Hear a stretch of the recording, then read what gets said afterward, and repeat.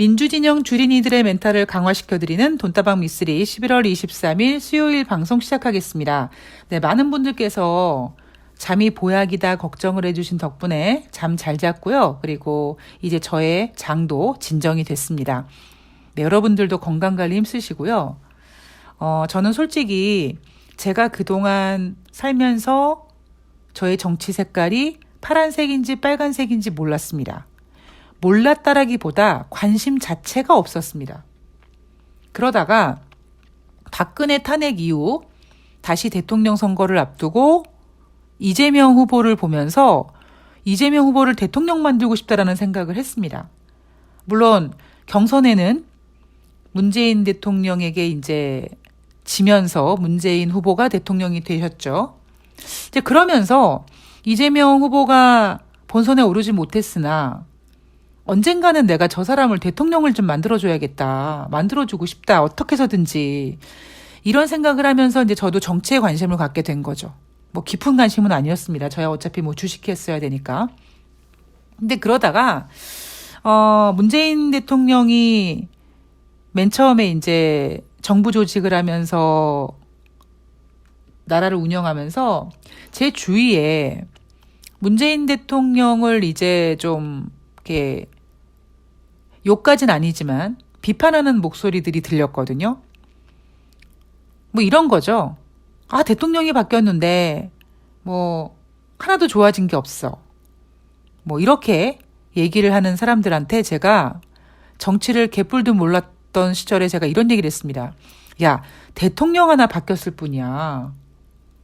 대통령 하나 바뀌었으니까 이제 점점 그 시스템이 이제 구축이 될 거고 시간이 걸릴 거야. 야, 무슨 뭐 나라가 동네 구멍이냐? 뭐 이런 얘기를 했던 적이 있습니다.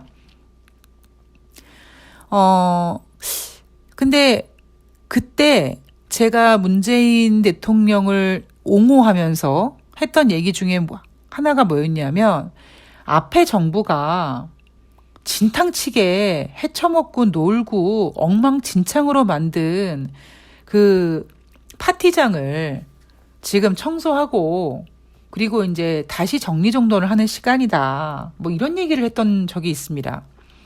근데 생각해 보면은 우리는 문재인 대통령 시절뿐만 아니라 늘 그랬던 것 같아요. 그죠? 제가 그 앞에 뭐 전두환, 노태우, 뭐 이명박, 뭐 김대중, 김영삼 그 시절은 솔직히 잘 모르겠고요. 이렇게 돌아보면 그냥 그 역사가 계속 반복되고 있는 것 같아요. 왜 그런지 생각을 해보면 저들이 진탕치고 헤쳐먹고 있는 그때 우리는 정말 뭐 피를 보든 어떠한 희생을 통해서 정권을 뺏어오고 정권을 뺏어와서 정부는 앞 정권에서 헤쳐먹던 그런 것들을 정리정돈하고 다시 구축하고 시스템을 만들고 거기에 이제 올인을 하고 국민들은 그러한 모습을 보면서 아, 이제 뭔가 나라가 바로 서는구나라고 어느 정도 안도를 하게 되는 것 같습니다. 그렇게 안도를 하다가 정권을 뺏기는 게 아닌가. 그 요즘 드는 생각이 뭐냐면 이재명 대표를 대통령으로 만드는 거를 뛰어넘어서 그 다음에까지 조금 더 먼 플랜으로 긴장감을 놓지 말고 정말 강력하게 한 10년 정도, 물론 그 이상의까지 플랜을 짜면 좋겠지만 또 너무 먼 플랜은 또 계획하기나 뭐 진행하기나 어렵잖아요. 그러니까 최소한 10년 정도 정말 어금니 꽉 깨물고 긴장감 놓지 말고 싸워야겠다. 한눈 팔면 안 되겠다. 뭐 이런 생각을 해봤습니다. 조금만 한눈 팔면 수박들이 기어오르고 조금만 방심하면 저것들이 등에 칼을 쪽 꽂고 해서 정말 우리가 오랫동안 건강하게 특히 주식하시는 분들은 오랫동안 주식하면서 즐겁게 매매하면서 돈 벌면서 군자금을 내겠다 뭐 이런 마음으로 주식도 여러분 건강해야 하는 겁니다. 네, 갑자기 오늘 그냥 그 생각이 들어서 말씀을 드렸습니다. 자, 오늘 돈다방 미쓰리 11월 20일 화요일 뉴욕 증시 마감 현황을 점검해 보도록 하겠습니다. 자, 여러분, 가스라이팅 잘 당하고 계시죠? 미쓰리한테. 11월 증시는 전강 후 약이다. 전강 후 약인 이유는 11월 전은 중간선거가 있었기 때문이요. 11월 후반은 미국의 경제지표가 둔화됨에 따라 경기 침체에 대한 우려다. 그러나 미국은 쓸 카드가 많아서 경기 침체에 대한 어떤 그 불편한 진실을 막 밝히지 않는다. 뉴욕 증시가 하락하더라도 중국의 코로나 확산 때문에 뉴욕 증시가 하락하는 거야. 이런 식으로 미국은 계속 잘 나갈 것 같은 느낌을 주면서 뉴욕 증시가 진행 중이다. 그래서 11월 하순에 증시가 힘이 좀 빠지긴 하지만 약하긴 하겠지만 어떤 큰 악재가 나와서 엉망진창으로 막 폭락하고 이런 장이 아니라 오히려 11월 전에 11월 초순, 중순쯤 그때 분위기에 비해서는 많이 좀 힘이 빠지긴 하지만 그래도 그 나름대로 견고하게 움직인다라는 것이 11월 달 증시 전망입니다. 자, 국제 유가는요. WTI가 80달러 아래 깨질 것이다. 자, 깨졌다가 다시 80달러 갈 거고 당분간 앞자리를 87 왔다 갔다 하면서 횡보할 것이다. 자, 그런 내용을 전해드렸습니다. 자, 지금까지 미쓰리의 시황이 조금도 틀린 거 없이 잘 맞아 들어가고 있습니다. 여러분들은 흐름 보시면서 이 지수의 흐름, 시황의 흐름, 뭐 이런 것들을 잘 따라오시면서 바운스를 즐기시면 됩니다. 자, 11월 22일 화요일 뉴욕 증시 상승했습니다.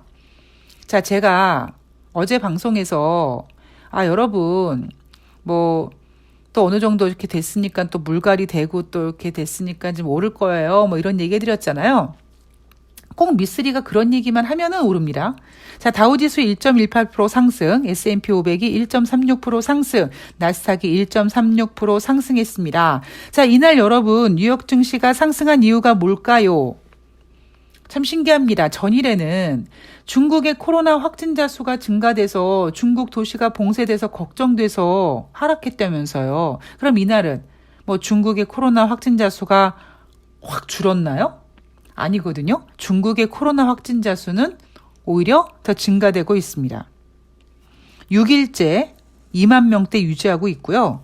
수도 베이징도 방역 강화하기로 했다 하면서 제가 어제 전달해드렸던 중국의 코로나 방역에 관련된 그 내용은 변함없이 진행되고 있습니다.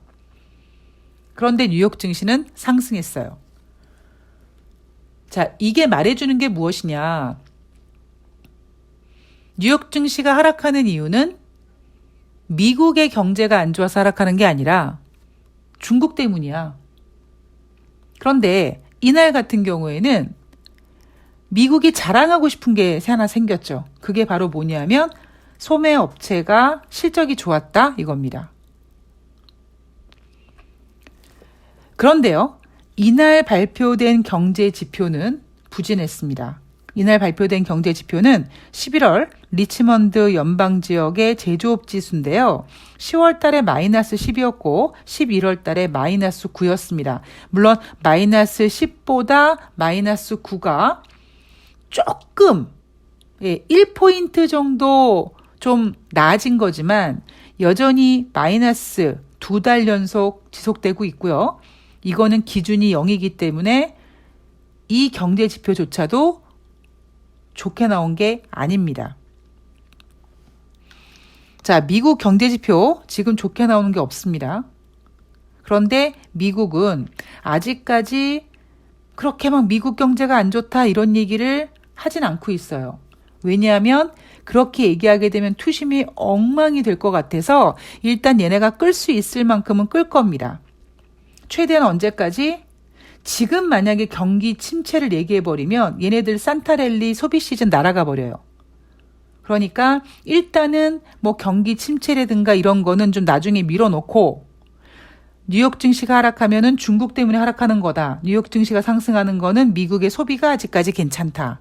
자, 소비가 괜찮다라는 뉘앙스가 뭡니까? 블랙 프라이데이에 이어서 산타 랠리까지 기대 가능하다라는 그러한 투자 심리를 지금 심어주고 있는 겁니다. 자, 연준 위원들의 발언들을 보면은요. 클리브랜드 연방은행 총재가 높은 수준의 인플레이션을 고려할 때 물가 안정을 회복하는 것은 FOMC의 최우선 과제로 남아있다. 이건 뭐 당연히 원론적인 얘기죠. 인플레이션이 높게 있을 때 연준은 물가 안정을 위해서 노력하는 것이 당연한 일이다. 뭐 당연한 얘기를 하고 있는 거고요. 대신에 지난번에 CNBC와 인터뷰에서 최근 인플레이션이 고무적이다. 12월 회의에서 75bp 인상보다 속도를 늦출 수 있다라고 하면서 속도 조절론을 얘기했습니다. 그런데 어제 방송에서는 오히려 지난번에 FOMC의 금리 속도 가능성을 제시했던 샌프란시스코 연방은행 총재가 아직 모든 가능성을 테이블 위에서 내려놓지 않았다 이런 얘기를 했습니다.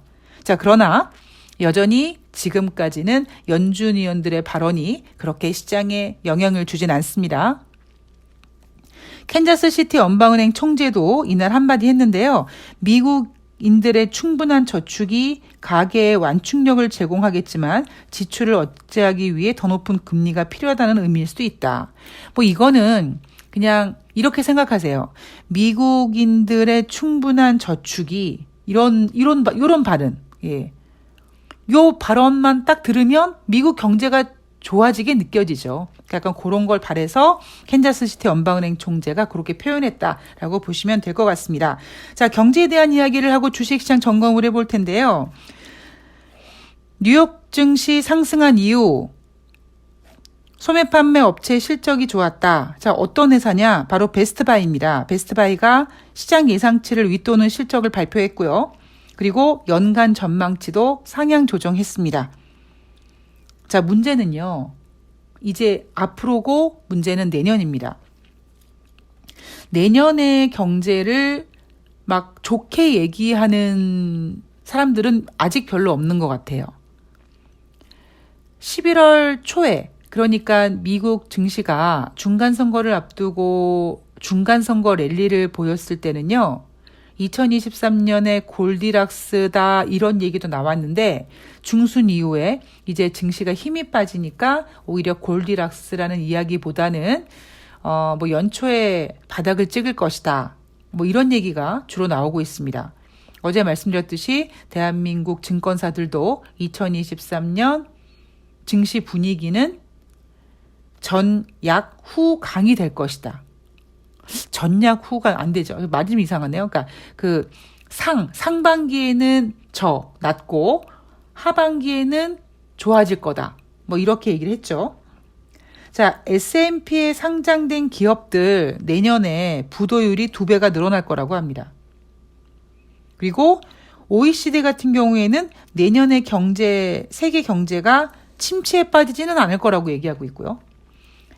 ECB 같은 경우에는 향후 1년 안에 유로존이 경기 침체 가능성 겪을 확률 60%라고 평가하고 있습니다.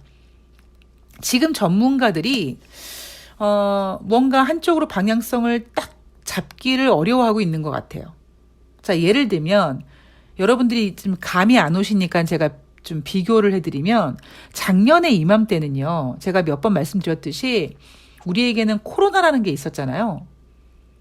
그러니까 작년에 우리가 막 코로나 백신 맞고 치료제가 개발되고 뭐 임상 가고 막 그러지 않았습니까? 그래서 요때쯤부터 이제 다음의 증시 전망들을 준비하는 전문가들로서는 작년 요맘때는 어떤 이야기들을 그렸냐 하면 바로 2022년 이제 경제가 재개되고 우리는 코로나를 종식시키든 아니면 위드 코로나로 가든 여하튼 더 이상 이제 백신과 치료제가 개발됐기 때문에 코로나로 인해서 다시 도시가 봉쇄되거나 뭐 이렇게 뭐 하늘길이 멈추거나 그러는 일은 없을 거다. 그래서 2022년 그 어느 때보다도 장밋빛 전망을 많이 내놨습니다.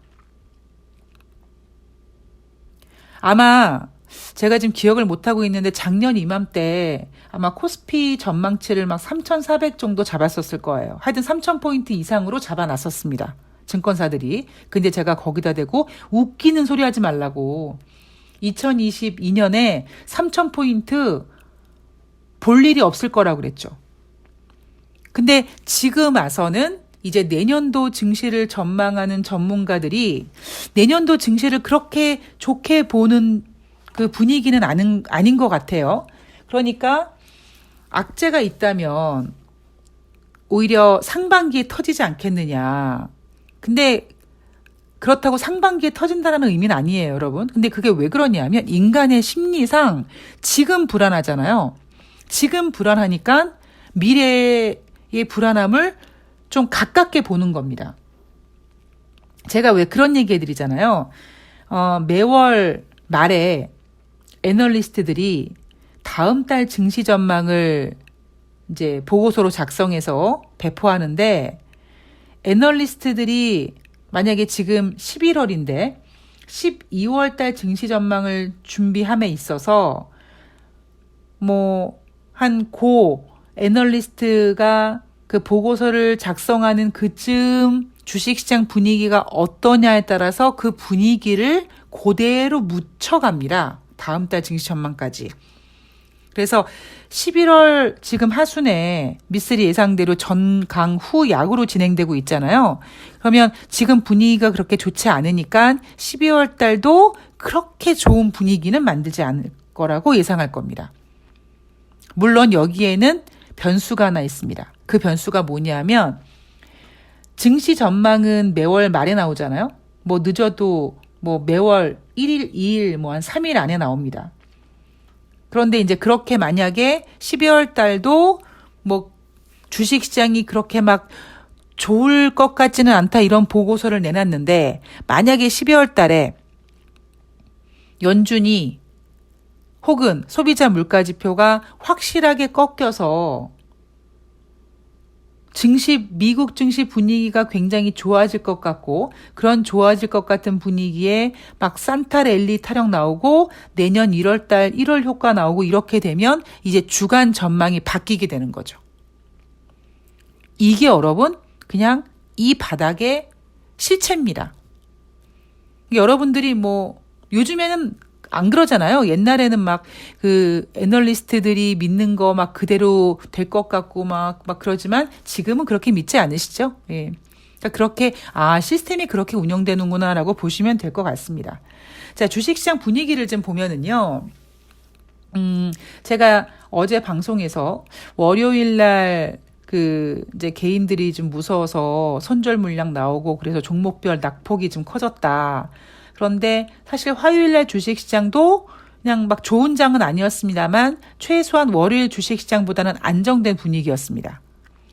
그리고 뉴욕 증시 상승하니까 또 우리나라 증시는 지금 제가 이 방송을 녹음하고 있는 시점에 코스피가 13포인트 상승하고 있고요. 자, 제가 이런 말씀드렸죠. 우리나라는요, 이제 환율에 따른 외국인들의 매매에 영향을 받지 않습니다. 무슨 의미인지 아시겠죠? 제가 예전에 여러분 앞으로 만약에 달러가 약세가 되면 외국인들이 우리나라 주식을 사줄 것이다. 어떤 그런 공식이 있는데 만약에 달러가 약세가 된다고 해도 외국인들이 대한민국 주식시장을 안 사줄 수도 있다. 근데 그걸 너무 아쉬워하지 말아라. 그냥 우리들끼리 선수들끼리만의 그냥 치고받는 싸움이 될 것이다. 이런 얘기 해드렸잖아요. 그러니까 물론 지금 코스피 시장에서 현재 한 66억 정도, 코스닥 시장에서 299억 정도 지금 외국인들이 매수하고 있는데 지금 분위기는요, 우리나라 증시가 환율에 외국인들의 매매에 영향을 받고 있지 않다라는 거를 보여주는 장세입니다. 자, 이런 분위기가요, 아마 이번 주는 블랙 프라이데이가 있어서 뉴욕 증시가 이제 휴장도 있고 반장도 있고 그래서 거래량이 한산하다. 그래서 우리나라도 따라서 거래량이 한산하다. 이런 얘기를 하지만 주식시장 방향이 크게 어떤 방향성을 찾기보다는 이 정도 선에서 흘러갈 가능성이 높습니다. 지수 움직임 폭 크지 않게 움직이면서 이대로 가다가 이제 12월이 되면 이제 고용지표 발표되고 그리고 이제 소비자 물가 발표되고 뭐 이런 그 움직임에 따라서 과연 연말에 쏘느냐 마느냐 이걸 결정하겠죠. 자, 근데 요즘에 사실 전문가들도 그렇고요. 정말 저도 사실 그 김진태 사태가 아직 끝난 게 아니기 때문에 언제든지 터질 수 있다라고 얘기를 하고 있는데요. 제가 그동안 이 바닥에서 이렇게 시간이 지나고 보면은요. 주식시장에는 두려움을 타고 오른다 뭐 이런 격언이 있거든요. 그러면 그게 무슨 얘기냐면 사람들이 걱정하고 있으면 일이 터지지 않아요.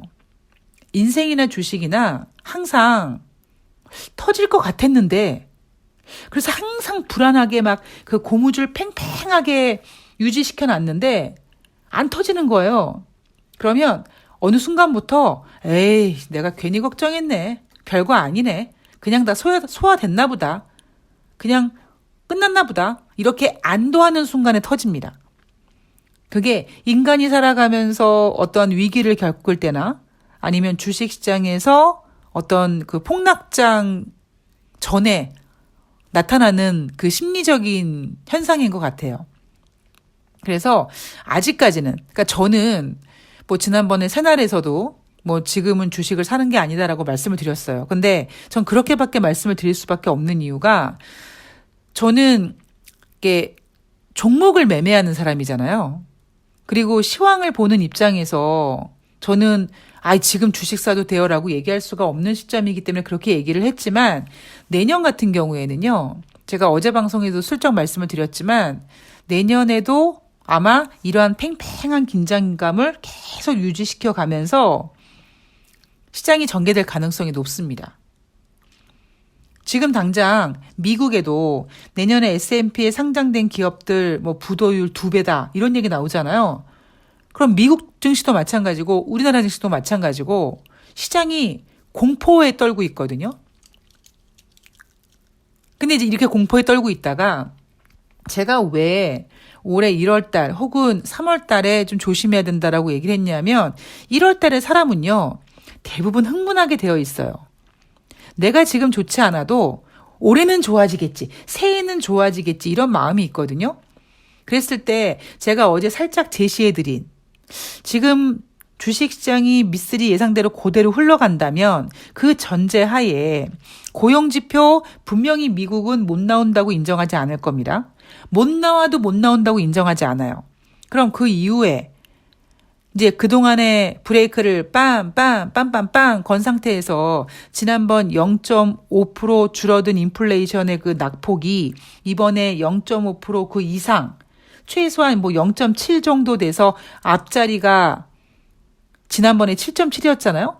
그러면 7.0이든 혹은 6.9든 이렇게 돼버리면 12월 달 주식시장 굉장히 흥분할 겁니다.